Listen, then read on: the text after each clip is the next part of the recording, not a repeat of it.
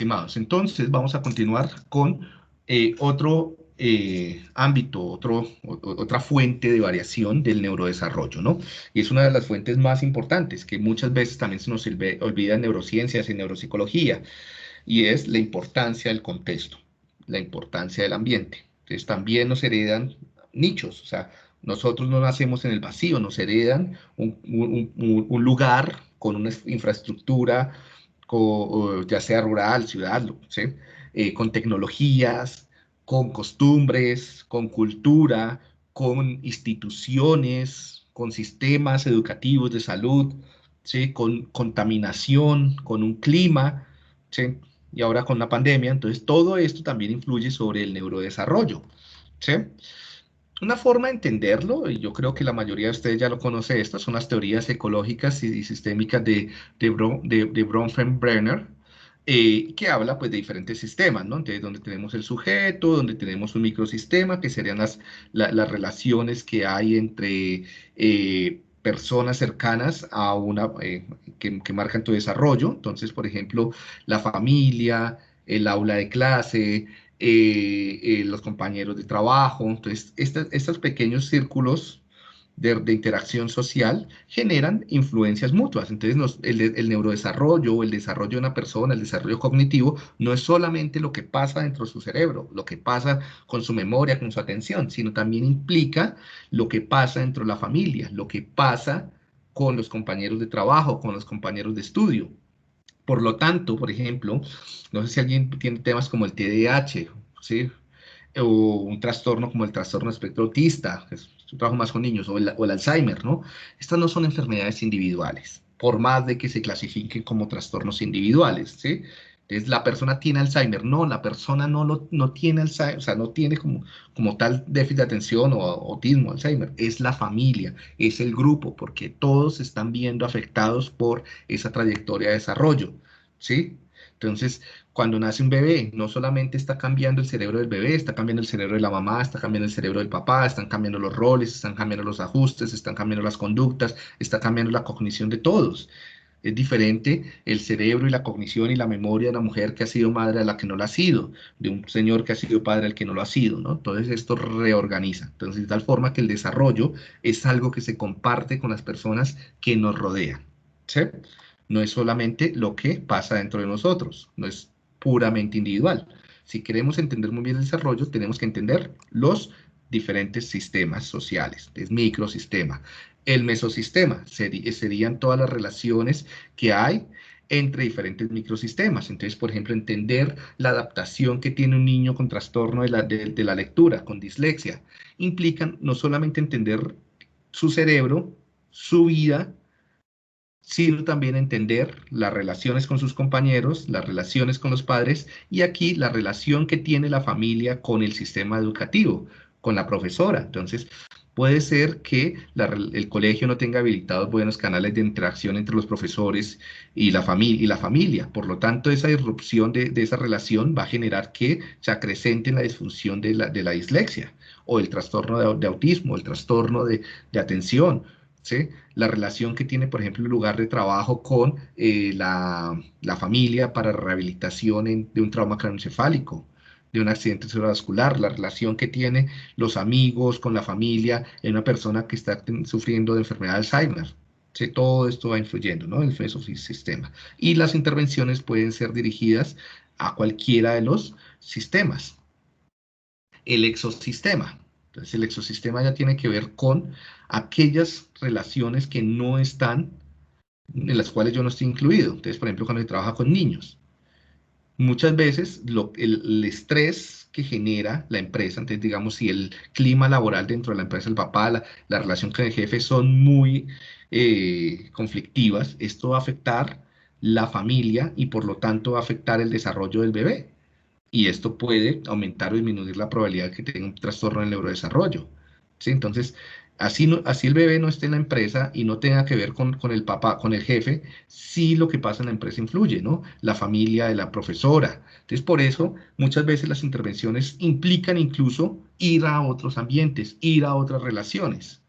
El macrosistema ya tiene que ver un poco más con las organizaciones socioculturales, con dónde vive, la infraestructura, las reglas, el sistema de salud, el sistema educativo, el acceso a salud, el acceso a educación, ¿sí? La guerra en este caso, los protocolos, la intervención sobre el conflicto, la pandemia, todo esto influye. ¿Sí? Y bueno, es un sistema. Entonces, simplemente esto lo pasé rápidamente para decirles, mire, hay múltiples organizaciones de los sistemas que se deben incluir en las intervenciones neuropsicológicas y sobre el neurodesarrollo. Entonces, cuando ustedes diseñen intervenciones neuropsicológicas, pueden trabajar en cualquiera de estos niveles, ¿sí? Con política pública, en comunidad, ¿sí? Trabajando con la interacción, la conexión, por ejemplo, entre educación y familia, entre empresa y familia, ¿sí? Trabajando dentro de la familia, dentro del salón, dentro de la empresa o en la persona. Otras concepciones también que deben ser tenidas en cuenta cuando hablamos de neurodesarrollo, desarrollo en general, es la construcción de nicho. Bueno, actualmente han salido un grupo de teorías que se llaman teorías EVO-DEVO, ¿sí? Development Evolution. Entonces, donde vemos cosas que ya hemos visto, de las cuales ya hemos hablado, que el desarrollo, la filogenia y la ontogenia se entremezclan con todas estas nociones de epigenética, más modernas de genética, ¿sí? Donde lo que está pasando dentro de la vida de una persona se va a transferir dentro de las generaciones, cambiando las trayectorias de cambio, de desarrollo de poblaciones completas, ¿sí? O sea, la evolución cultural de un grupo de seres humanos, ¿no? Entonces, resumiendo un poco, los alelos de una población, o sea, los genes que tiene un grupo de personas, por ejemplo, de dopamina, de oxitocina, que están relacionados con trastornos del neurodesarrollo puntual. Ay, ¿qué pasó? Son seleccionados por prácticas culturales. Entonces van a haber prácticas culturales, por ejemplo, una educación demasiado centrada en prestar atención y en resolver problemas rápidamente. Va a favorecer que se seleccionen personas con alelos que permiten el desarrollo de estos circuitos neuronales, de atención, de focalización, de respuesta rápida, de memoria a corto plazo extendida, ¿sí? De dopamina, de glutamato, ¿sí? Genes relacionados con alelos con estas señales. ¿Sí? Entonces, la cultura también selecciona genes, pero a su vez, las prácticas culturales están restringidas. Vamos a ver diferencias entre poblaciones, los occidentales, los orientales, los del norte, los del sur. Vamos a ver que hay prácticas culturales que también son favorecidas por los genes que tiene su población, ¿no? Entonces, esta doble relación entre genes, neurobiología, neurodesarrollo y cultura y prácticas culturales se conoce actualmente como neurociencia cultural, ¿sí? Bien. Y bueno, y aquí la gallina, ¿y por qué la gallina? Pues porque aquí no debemos caer en el dilema del huevo, de qué fue primero, el huevo o la gallina, ¿no? Ya que muchas veces se sigue como cuestionando si eh, qué causa la cultura, si los genes causan la cultura o la cultura causa los genes, no, ni lo uno ni lo otro, ¿qué va primero? Ni la cultura va primero que los genes, ni los genes va primero que la cultura en el neurodesarrollo. Todo esto hace parte de unos ciclos que se han denominado ciclos bioculturales. Bien, y ese era como un poco el fin de la historia que yo les dije que les iba a contar cuando comenzamos antes de entrar ya a alteraciones como tales del neurodesarrollo, ya con un poco con construcción del nicho. ¿Qué son las teorías de construcción del nicho?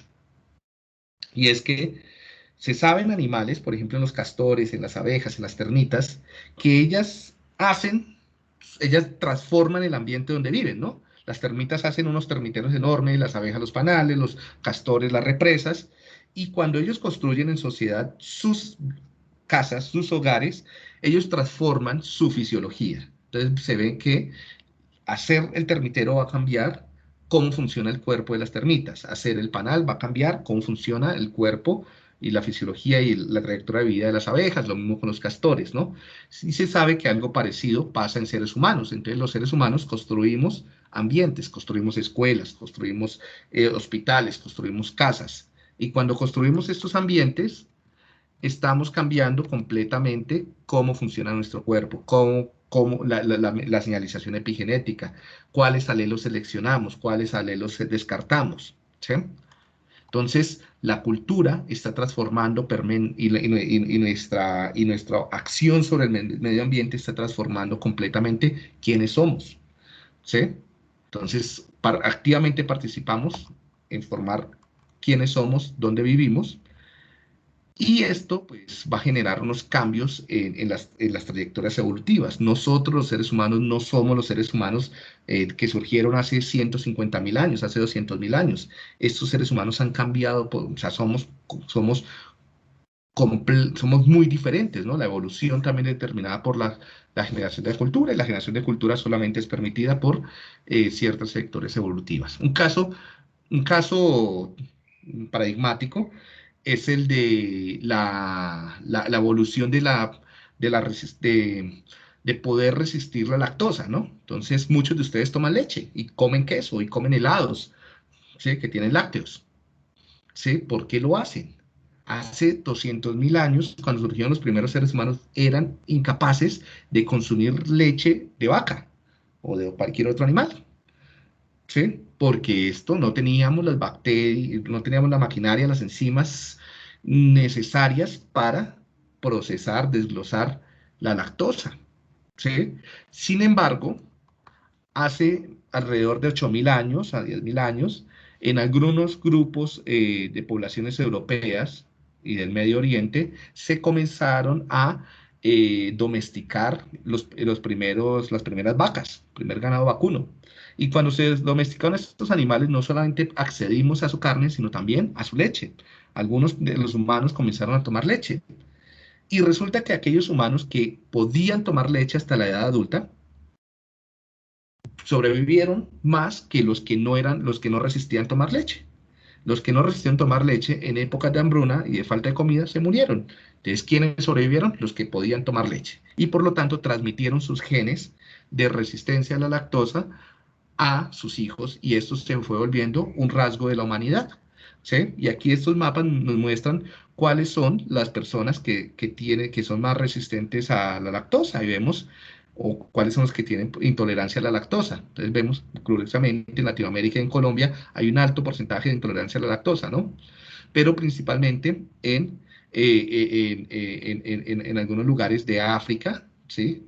Y hacia Europa Oriental, por ejemplo, hacia China, Japón y demás, son altamente intolerantes a la lactosa, porque estas poblaciones no heredaron los genes, los alelos que permiten procesar la lactosa, ¿no? Entonces, algo que fue cultural, que es domesticar un animal y consumir su leche, cambió la genética de los seres humanos al permitir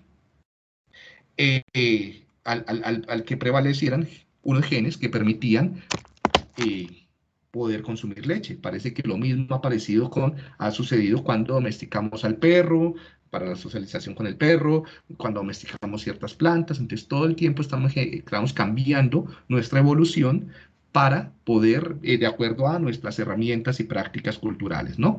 Entonces, no hay un punto de inicio y un punto de terminar. Sí, bueno, ¿y cómo estamos modificando los fenotipos cognitivos, que no son los que les interesan, ¿no? Cómo los artefactos que tenemos en este momento están modificando los humanos que van a ver en el futuro. No sé qué piensan ustedes sobre todo esto, que era un poco lo que yo les decía que quería contarles hacia el final. ¿Qué piensan de esta forma? Como a partir de la cultura, de la intervención, estamos creando nuevos seres humanos con perfiles genéticos un poco diferentes. ¿Qué piensan? Andrea, cuéntame. Yo siento que como con todo lo que hemos hablado, se ha cambiado bastante. Siento que somos una generación como bastante, no sé, como sensible, porque ves mucha gente, no sé, intolerante a la lactosa, mucha gente que ahora por moda, creo que todo es por moda, como que está vegana, que está vegetariana, que gente sensible a esto, que tengo alergia a esto, intolerancia a esto. Sí, Como siento que literalmente ha vuelto muy, digamos que sensible o vulnerable, como las generaciones que se están al gluten. ¿cómo decirlo?, que se están desarrollando en este momento. Creo que muchos de nosotros entramos en esa categoría. Entonces siento que, no sé, como que viendo esto, siento que puede que no sé, como que se debiliten, por así decirlo, como esa resistencia que podemos tener o como todo eso que se nos ha transmitido por esa misma búsqueda de cosas nuevas o lo que la misma cultura nos está transmitiendo hoy en día. Sí, y por ejemplo, con respecto eso con respecto a la salud, bien, Laura, pero pienso también un poquito con respecto, como esto es neuropsicología, ¿no? Entonces, con respecto al pensamiento, ¿qué tipo de pensamiento se está exigiendo o a la cognición de las personas actuales en un futuro? O sea, ¿hacia dónde estamos llevando en esta bioingeniería, de esta ingeniería bioconductual que hablamos, ¿no? A través de la tecnología y hacia dónde vamos, ¿sí? En términos de atención, memoria, también piensen los que quieran hablar un poquito sobre eso. Cuéntame, Sara. Sí, pues primero me da mucha risa lo que dice Andrea, porque de hecho yo soy un poquito intolerante a la lactosa, igual consumo lactosa, pero pues me arrepiento el día siguiente. Eh, y de todos modos yo tengo muchas alergias, porque yo tengo dermatitis de contacto. Y es algo que es tan ridículo que en el colegio, cuando cambiaron el uniforme, pusieron medias y descubrí que no podía usarlas. Y cuando llevé mi excusa del doctor profesional, me dijeron, como, ¿y qué vas a hacer cuando seas grande? Y yo, como, pues no usar medias, porque no puedo usarlas. Y descubrí con los años, por una clase de química, que de hecho sí puedo usar medias, pero tienen que ser de seda. Es como algo tan ridículo, pero que obviamente pues afecta como mi forma de ver, como que puedo usar, de cómo mis compañeros dicen como, no, Sara no puede comer esto, Sara no puede usar esto. Por ejemplo, si una amiga me presta maquillaje, como que revisa que sea algo que sea hipoalergénico. A Y es Sara no como le algo pueden llevar a que comer helado. no, pues sí lo como, pero más daño. Pero el punto es eso, o sea, como va cambiando, como tú decías, como todo lo que está alrededor de uno va cambiando en torno como a lo que uno puede tener o no tener. Y como eso, obviamente, si yo tengo hijos, va a afectarlos. Y Sí. además de eso, algo que leía que día, porque estabas hablando pues lo de los fenotipos cognitivos y muestras la gente con el celular, es Ujú. como, por ejemplo, mucha gente ya no escribe a mano, que es algo que a mí me gusta.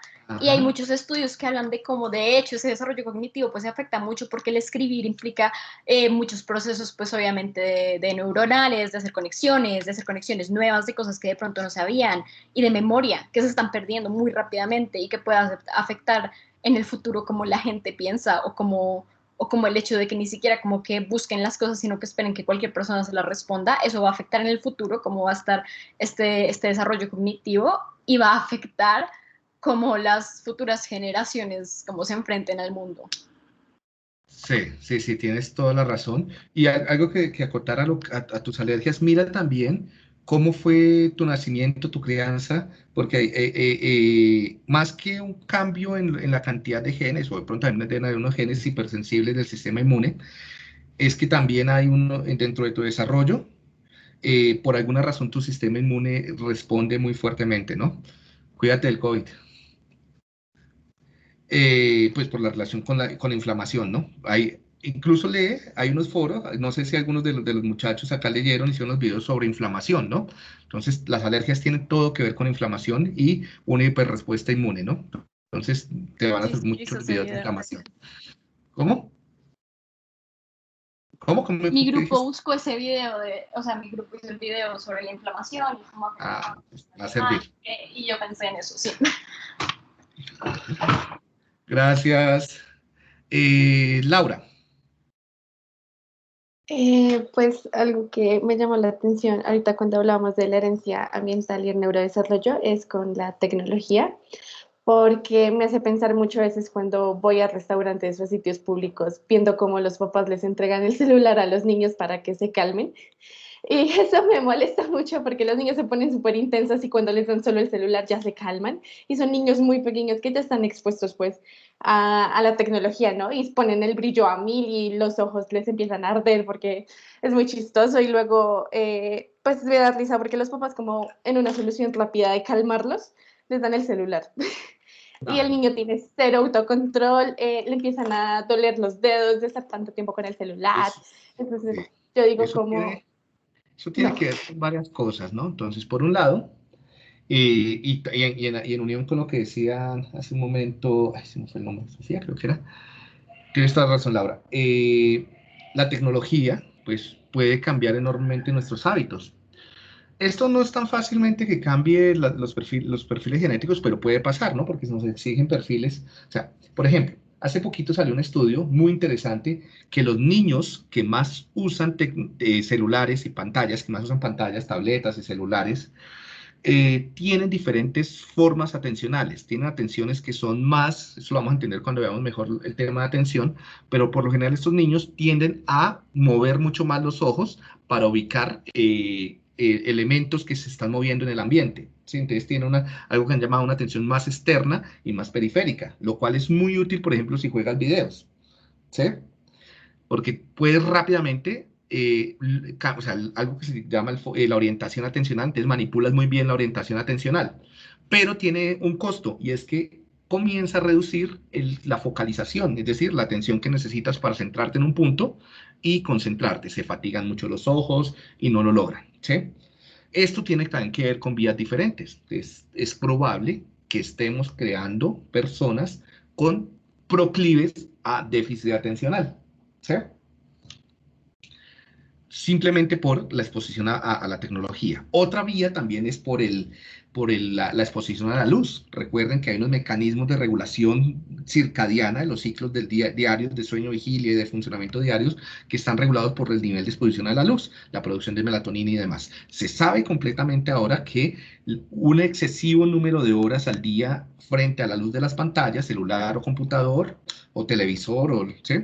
tableta, daña el ritmo circadiano, aumentando los trastornos del sueño y los problemas de salud, atencionales y de estrés, que eso se ha visto disparado, es una de las causas de por qué en la pandemia hay tantos problemas de ansiedad, salud, sueño, insomnio y demás, y es porque estamos ahora pegados todo el día a un celular, a un computador, a un televisor, ¿sí? Entonces sí estamos cambiando un poquito eso. Y lo otro, la escritura, y es que definitivamente escribir a mano es mucho mejor que escribir digitando, ¿no? No sé si esto va a cambiar algunos perfiles genéticos, pero sí cambia la forma como las personas piensan, ¿sí?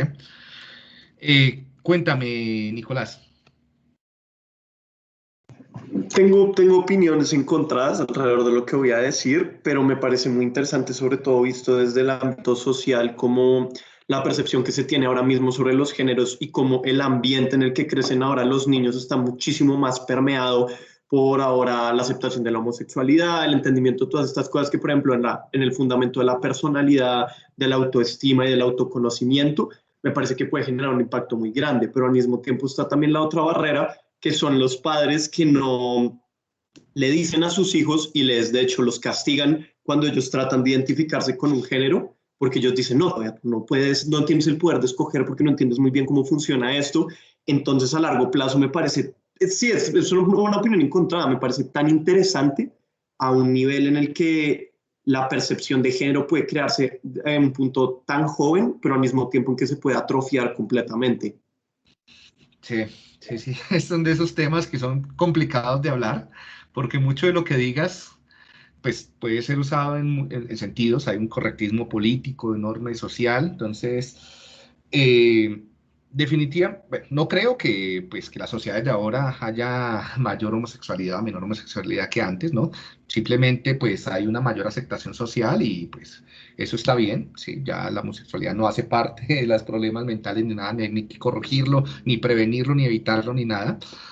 Pero sí, algo que mencionaban anteriormente, y es que se ha visto que muchas veces, porque son padres jóvenes, porque no están acompañados de abuelos, de grandes familias, hay dificultades de pautas de crianza que generan problemas para el desarrollo de habilidades de autocontrol. Entonces vemos muchos problemas de impulsividad, de ansiedad, de autocontrol, de identidad, de identificación en muchas personas, ¿no? Entonces hay una tendencia a probar de todo, no solamente digo en cuanto al sexo, sino también en cuanto a las drogas, en cuanto a los grupos sociales, ¿sí? En cuanto al género, lo que sea. Y esto puede estar relacionado con que faltan muchos frenos, ¿no? O sea, desde niños, así como te dejan usar el celular cuando quieras, donde quieras y las veces que quieras, más adelante, pues no tienes frenos para nada, ¿sí? ¿Qué tan bueno, qué tan malo sea? Depende incluso de la salud sexual, ¿no? Porque lo que vemos es que personas que incluso tienen problemas después de ansiedad y demás es porque han tenido pues una vida sexual poco equilibrada, ¿no?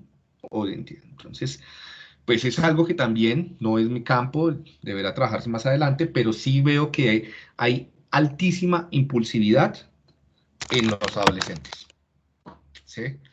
Que se les dificulta controlarse y que hay una influencia social muy enorme. Cuéntame, María Carlota.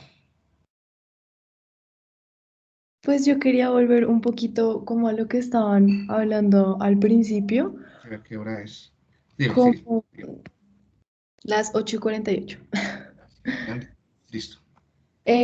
Como en cuanto, pues primero a las alergias, a que efectivamente ahora uno es como más intolerante a todo y pues yo creo que a mí también me pasa como lo mismo que decía mi compañera Sara ahorita.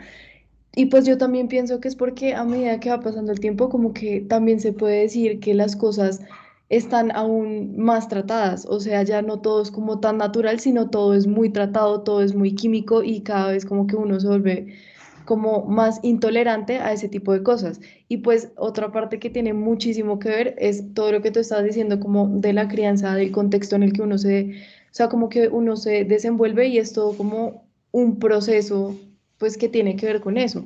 Y pues digamos lo mismo en cuanto a los niños, de lo que estaban diciendo, o sea, es increíble que ahorita un niño muy pequeño, sin uno explicarle cómo usar algo, tienen ya la habilidad de poder usar un computador, de tener un celular, los niños chiquitos ahora siempre tienen celular y eso es muy curioso, y pues que uno ahorita se está como adaptando a usar estas herramientas y ver todo lo que tienen, pero los niños en sí ya están muy metidos en eso y están todo el tiempo ahí y van en el carro y están en eso, entonces obviamente eso tiene como unos efectos más allá en los ojos, en el cansancio, en el sueño, en todo, o sea, todo se altera muchísimo.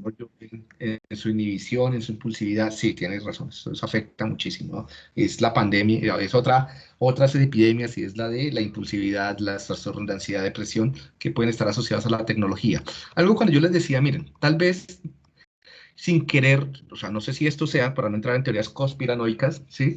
Y es que yo sí creo que a través de la cultura y cómo están organizadas las sociedades, se están seleccionando genes para uno, el consumo de bienes. O sea, gran parte de nuestra economía está soportada sobre consumir. Entonces necesitamos personas que consuman y se promueve el consumo y a través de las generaciones estamos seleccionando los perfiles de las personas que más consumen. Supuestamente son las más exitosas, las que más tienen, ¿sí? O sea, por ejemplo, hay incluso toda una línea de trabajo sobre selección de pareja y entonces donde la adquisición de bienes puede estar relacionada con la selección de pareja. Bueno, entonces el consumismo o el consumo de bienes y recursos puede ser una característica, un fenotipo que está siendo seleccionado por una cultura basada en el consumo mismo, ¿no? En el mercadeo, en el consumismo, en el neoliberalismo.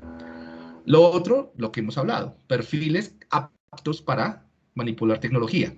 Y entonces, ¿qué pasa con las personas que no son tan hábiles para hacer este tipo de cosas? Entonces comienzan a ser rechazadas con menores oportunidades de ingresos, menores oportunidades de conseguir pareja y por lo tanto menores posibilidades de transmitir sus genes, ¿no? ¿Cuáles son los ideales educativos? Cada vez, y no sé por qué, o sea, esto hay que replantearlo, tenemos ideales del que más se concentre, el que aprenda de memoria, el que sea rápido para responder, ¿sí? Piensen ustedes cómo les daban las notas, ¿no? Entonces muchas veces el que primero respondiera, el que supiera, y siempre son los mismos que son premiados, ¿no? Entonces, unos ideales educativos basados en ciertos como perfiles cognitivos de la ilustración que también tienen pues, que generarán como líneas, como poblaciones, ¿no? Con alta memoria de trabajo, ¿sí? Con alta atención. Otros ideales, por ejemplo, que también pueden seleccionar y es toda esta tendencia a la competencia, al éxito, puede seleccionar genes que desfavorezcan las relaciones sociales, ¿sí? Todo esto no solamente genera fenotipos funcionales, sino fenotipos disfuncionales, ¿no? Entonces, si tú tienes unos perfiles genéticos para ser ávido para consumir, entonces también vas a tener perfiles genéticos para ser ansioso o depresivo. Entonces vemos también que así como seleccionamos personas que se ajusten a la cultura, estamos seleccionando trastornos mentales, ¿sí? Y trastornos del neurodesarrollo. Bien, y yo creo que ya para terminar, María Jaramillo. Hola, Diego. No, pues yo quería mencionar también lo de uno de las alergias, porque me pasa a mí también. Yo soy celíaca, no sé si sepan qué es, pues soy alérgica al gluten, a todo lo que tenga harina de Ujú. trigo. Y por ejemplo, siempre que lo digo, porque pues me toca siempre estar diciéndolo cuando llego a una casa o algo, se ríen de mí porque creen que es como por pupi, como por, sí, como por la nueva generación y en verdad no, como que uno sí es alérgico y uno sí tiene como problemas físicos al momento de comer gluten.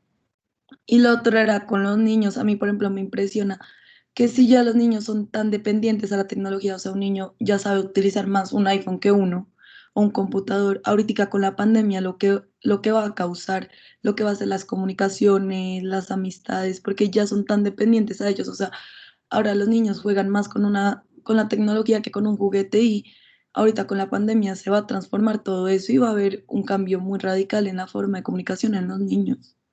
Claro, y las relaciones sociales y el desarrollo social, eso es algo que necesitamos, ¿no? Miren, esto no es algo menor. O sea, si tú no tienes una adecuada cuenta cotidiana de relaciones, interacciones sociales, esto va a afectar tu salud mental. Entonces, niños demasiado centrados en la tecnología con pobres habilidades sociales, lo más probable es que en el futuro sean ciudadanos con altos niveles de ansiedad, depresión, fracaso familiar y con altas probabilidades de suicidio. ¿Sí? Entonces, Y no no, es un mal menor. además que Eh, uno pues estaba acostumbrado a estar con otras personas porque uno pues creció en el colegio, en la universidad, tuvo la oportunidad de estar en la universidad. Estos niños ya se van a acostumbrar que la forma de comunicarse va a ser literal la virtualidad y sí, muchos van a preferir eso antes de estar en contacto con otras personas. tal vez porque si tú no tienes habilidades para hacer contacto visual, para comunicarte, te da ansiedad, entonces lo evitas. Entonces, otro campo a trabajar, ¿no? En desarrollo de habilidades emocionales post pandemia y habilidades sociales. Miren el titular que salió hace poco, ¿sí? Y es que, y por primera vez, ay, es porque primera vez que surgió el estudio, ¿no? Entonces, que esto salió por todo lado, ¿no? Y muy llamativo, y era que los nativos digitales son los primeros niños con un coeficiente intelectual. Acá hay que tener cuenta con varias cosas, ¿no? Este concepto es relativo, ¿no? O sea, esto así como la generación X y demás. Llama la atención, pero en realidad no hay una generación que llame los nativos digitales. Eso depende de dónde lo midas y cómo lo midas, ¿sí? ¿Qué es lo que podemos decir? Que cada generación tiene un contacto con su tecnología, ¿sí? Ciertas formas de tecnología.